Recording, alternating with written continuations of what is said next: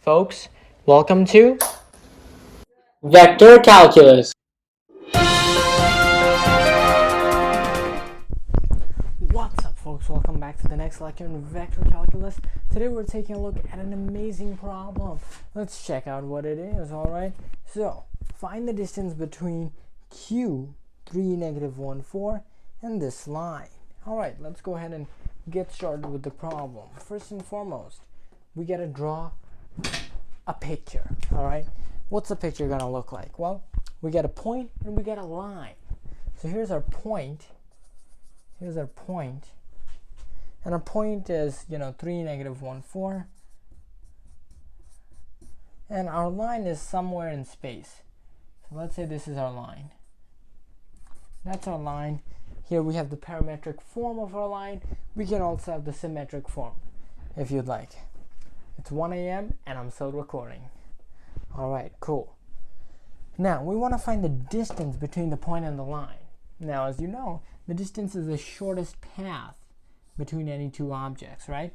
So that shortest path is going to look something like that, right? It's going to be perpendicular to our line. Now, how do we find that shortest path?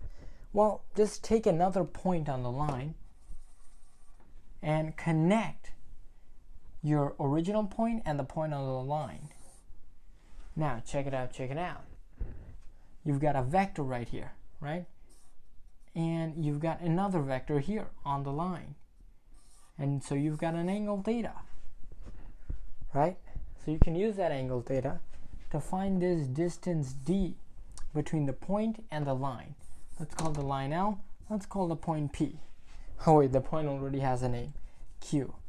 Well, that's the disadvantage of being 1 a.m. late and still recording videos on a Monday. Alright, so how do we do this? Well, notice that we can just use the trigonometric function, sine of theta. Sine of theta is going to give us opposite, which is d. The distance between the point and the line, which we're looking for, over the hypotenuse, which is the length, or rather magnitude, of this vector. Okay, so let's call this other point on the line P. So we're going to have sine of theta equaling d over the magnitude of PQ, where PQ is this vector right here. And so, of course, you can solve for d. What would d be? Well, d would simply be the magnitude of PQ times sine of theta. Now, here there's two ways you can take it from here. You can find theta using the cosine definition of the dot product, which tells you that theta would simply be what? It would be the dot product of whatever two vectors you're considering, the angle between, divided by the magnitude of your first vector times the magnitude of your second vector. Or you could take a different route. You could take a totally different route. And what's the different route? What's the alternative route? Well, the alternative route is using the cross product. Okay? Notice that, imagine if I kind of stretched out my my triangle like that. Well, what would my triangle become? If I took this triangle over here and I kind of took that out like this, you can notice my triangle, two of these triangles make a parallelogram. And so what's the area of a parallelogram in 3D space? Well, it's simply given by the magnitude of the cross product. And if you don't know why, just watch our lecture on the cross product. And so when you look at this over here, you're thinking, hey, this looks almost like the cross product, right? Except for the fact we don't have the magnitude of another vector in here. So how can we get that other vector there? Well, all we have to do is multiply both sides by that vector. So if I just go ahead and multiply both sides by that, I'll end up with the distance between the point and the line times the magnitude of my vector v is equal to the magnitude of PQ times the magnitude of v times sine of the angle between them. And so now we're almost at the cross product. The distance between the point and the line is simply the magnitude of the cross product between PQ and the vector V. And of course the vector V is simply this vector right here. That's the vector V. If you weren't clear on that, that's the vector V. And so what is our distance going to equal? Well, just isolate D over here, and you'll see that the distance is just the cross product of PQ and V divided by the magnitude of V. And that, ladies and gentlemen, is all there is to calculating the distance between a point and a line in 3D space. But how do you actually apply this to this problem? Well, that's what we're going to do today. That's what I'll do right now. So, what's my point? My point is Q, and its coordinates are 3, -1, 4. 3, -1, 4. Here's my point. And where's my line? Well, let's say this is my line right here. Okay, and of course my line, I have the parametric equations of my line written down on the board for your convenience. And we can actually write these parametric equations down. So here's the parametric equations of my line. We have x is equal to, what is x equal to? 2 plus 3t. -2 plus 3t is my x parametric equation. How about y? Well, y is going to be -2t, -2t, and finally z is going to equal 1 plus 4t, 1 plus 4t, 1 plus 4t. And so I have the parametric equation of my line, I have my point. Now what do I do? Well, I'm going to consider a point on my line. Can you give me a point on my line? Well, how do I get a point on my line? It's pretty easy, right?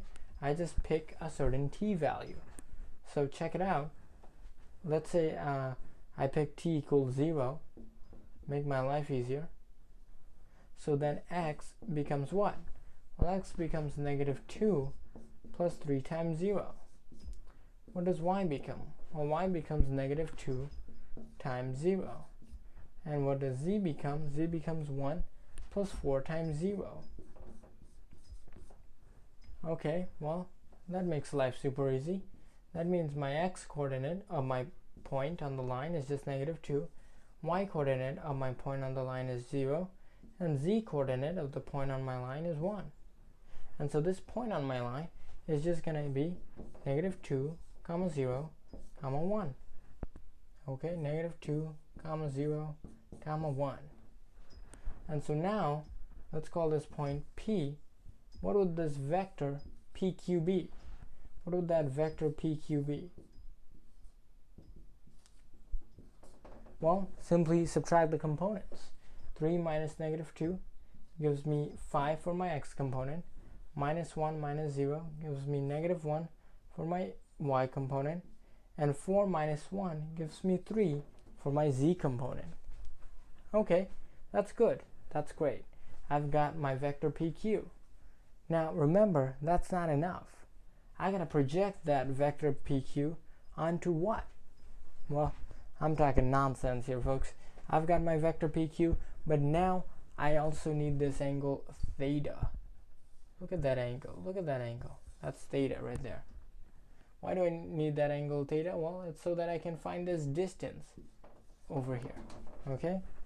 Well, how do I find that angle theta? Well, there's a bunch of ways to go about it. You can go about it by the cross product, or you can go about it by the dot product. I'll do it both ways, perhaps. First, let's use the cross product. But, if we use the cross product, what would that give us? That would give us theta equals arc cosine of what? Well, u dot v. What vectors are we considering? We're considering this vector, but also the vector v lying along this line. And what is that vector? Well, just peel off these coefficients. It's going to be 3, -2, 4. That's going to be the vector lying along this line. And so, if I take the dot product of this vector with my vector PQ, that's going to give me the numerator here. Okay?